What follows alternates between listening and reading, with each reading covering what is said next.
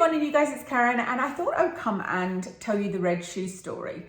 If you've been with me for years, you may have already heard this, although it would have been over on my, what's now Life as a Zebra channel, but was a vlog channel. I used to do car vlogs when I was driving to work at the hospital, and I think the red shoe story is probably one I told then.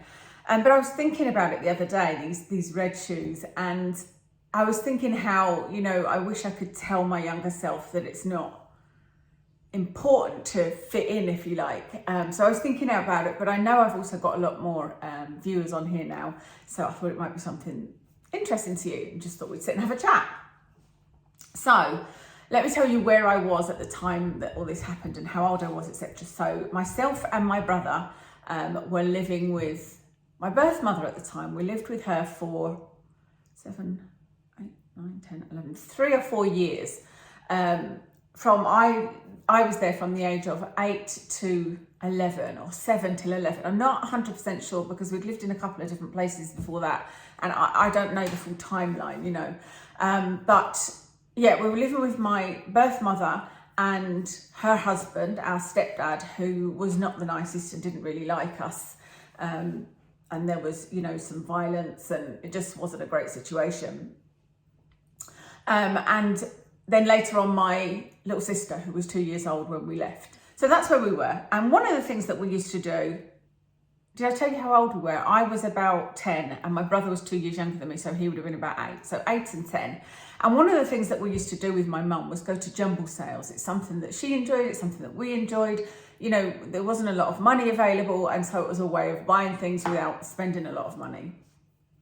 And for some reason, my brother and I decided to go to this jumble sale on our own, and it was because it was in this, I don't know what the place was, a hall opposite the sweet shop where we went when we got our pocket money. So I think we got our pocket money and decided to go to the sweet shop and then to this jumble sale. Just to tell you about my brother, Andrew, he was at that age such a sweet and loving boy. He would give you your last penny, his last penny, literally, do anything for anyone. And he bought a girl that he liked. He bought her this silver necklace from this jumble sale. Anyway, we were at this jumble sale and I saw these red shoes. They were red, shiny shoes. They didn't have a heel. Maybe a tiny little, almost a kitten heel, but very, very small, But they were shiny. They were like red metallic shoes with a point. And I just thought that they were amazing. They were a bit scuffed at the end, on the point, but I didn't care. I was just like, oh, these shoes are amazing. And I think the reason that I wanted them so much was because I didn't feel I fit in at school. I didn't feel like I fitted in at school at all. And in fact, I didn't fit in. Both Andrew and I had to start at this school that we'd never been to as new people, and there was things that happened like, I was supposed to get the rubella injection. All the girls were going down to get the rubella injection, but they couldn't find my notes because my stepdad had told them my surname was what his surname was, but actually it wasn't, it was my dad's surname, and so they couldn't find my medical notes. So everybody out of the classroom was called down to go to this rubella injection, and I was left sitting in the room with all these boys, and of course that made them say, oh, you're a boy, you're not a girl, things like that. People used to say, you've not even got a dad. Kids are cruel, as you know. And so I never ever felt like I fit in. I was like part of I wasn't part of any crowd. I just wasn't part of the in crowd. And it wasn't helped by the fact that my stepdad had bought me these shoes that he made me wear them, and I hated them. They were from Clark's, I remember, and they were grey and they had a thick sole. To me, they looked like men's shoes, and they were lace up, and they were just awful. I thought they were the worst shoes in the world. I was just like, I'm going to be so embarrassed to wear these, And I felt so self-conscious. I don't actually remember if anybody said anything about these shoes, but it didn't really matter because I felt, so self-conscious. And ugly, they were ugly, ugly shoes. And so I saw these red shoes and I was like, in my head, if I had these red shoes and I wore these red shoes in school, everybody would think I was cool. They'd be like, well, actually, she's quite cool because she's got these cool red shoes. And I felt like I would be part of the in crowd, you know, or even part of any crowd. I didn't care because I just felt like I was somebody sitting on their own. I was so painfully shy as well. Like if anybody spoke to me, I would go bright red, you know, and I put my head down and be like this all the time. So I really fancied these shoes, but I think I had spent all my money on sweets, which sounds like me. And so my brother, bless him, he bought me these shoes. He bought me these red shoes. I think they were like 2p or something ridiculous. So he bought me these shoes and I could not wait for Monday to come. And I was going to put them in my bag, wear my grey clumpy shoes. And then when I got to school, I was going to change into these red shoes. So that's what I did. Got to Monday, put them in my bag, didn't get caught, you know, went into school, changed into these red shoes, and I'm walking around pleased as punch. Went into the classroom and this group of in girls were sort of laughing and pointing, and I was thinking, that doesn't seem like a good thing, you know, it doesn't seem like they're saying, oh, look at her nice shoes. And one of the girls actually stood up and said in front of everybody in the classroom, you're wearing my shoes, I gave them to a jumble sale. And she was one of the in crowd, you know, and I was just mortified, absolutely mortified. I probably went bright red and just didn't know what to do with myself. I think at, you know, the next break or lunch or whatever, I changed back into my grey clumpy shoes and just continued walking around with my head down. But can you believe the luck of that, you know, the shoes I bought, I mean, I suppose it was quite a small community. It was in Milton Keynes, by the way. But I just couldn't believe my luck that these wonderful shoes that I thought were going to change things for me. I thought they were going to give me confidence. I thought they were going to make me part of the cool crowd. And actually it had the complete opposite effect. And I was so embarrassed. So I wanted to tell you that, you know, the lessons from that, if you like, are that things aren't always as they seem. You know, what you think, you might see things that you can't afford and that you think if you had that, it would increase your confidence or you become part of the cool crowd or whatever. They're not always, it's not always going to work out like that. And sometimes it's the complete opposite, as with me. But it's just, I just realise now, obviously, that it's not as important to be part of the in crowd. And I still feel out of place. I think a lot of us do, but like I know, for example, yoga, that's the thing at the moment where I'm going, you know, I've done a video on it. I love yoga. I really enjoy the class. Last week was the first time that somebody had actually spoken to me. I felt like there was a few really posh people in the class, which made me feel a bit intimidated when I first went. And I remember thinking at the time, well, don't be judgmental. They might not be posh. It was just their accent.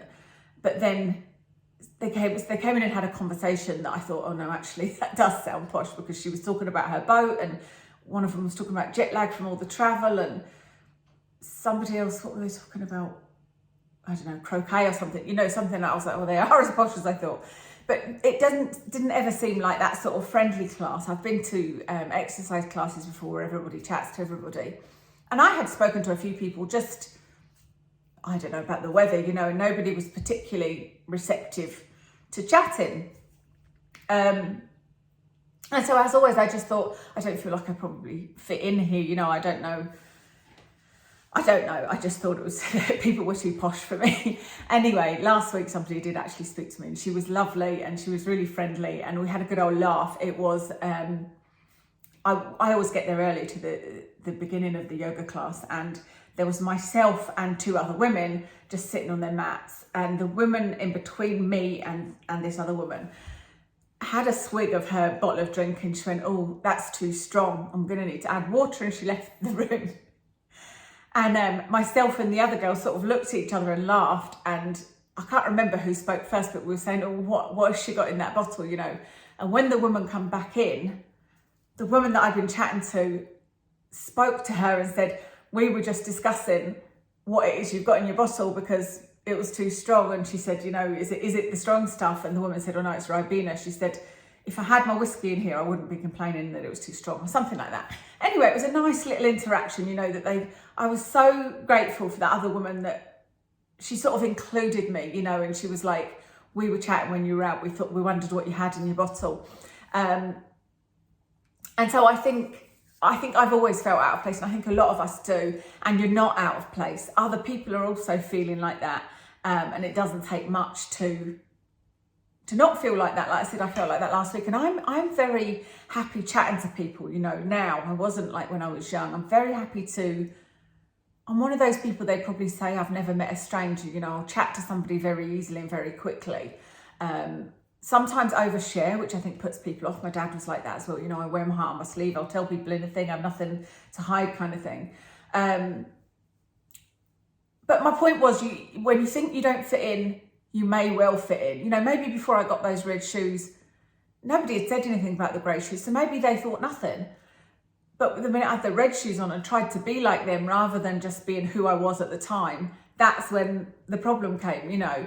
And so I try and remember that now. And I'm labouring the point, or I'm kind of rambling and not getting to the point. But I know at yoga, I haven't felt bad about feeling left out, if that makes any sense. So it was really nice that the two girls spoke to me, and that we had a nice chat. That was a really nice feeling.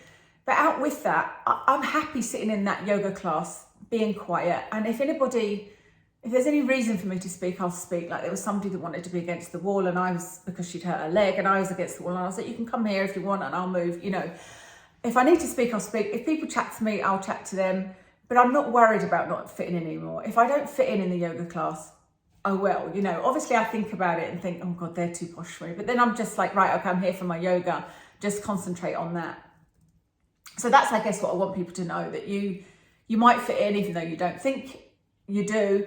And even if you don't, it doesn't matter. It doesn't matter. Oh, there's a beautiful bird there. Hello. Oh, a couple of birdies. Oh no. That's because upstairs are throwing birdseed into my garden, which means the pigeons will come and poop on my garden, and then I'll need to clean it again. And I've just cleaned it. Sorry, completely off topic there.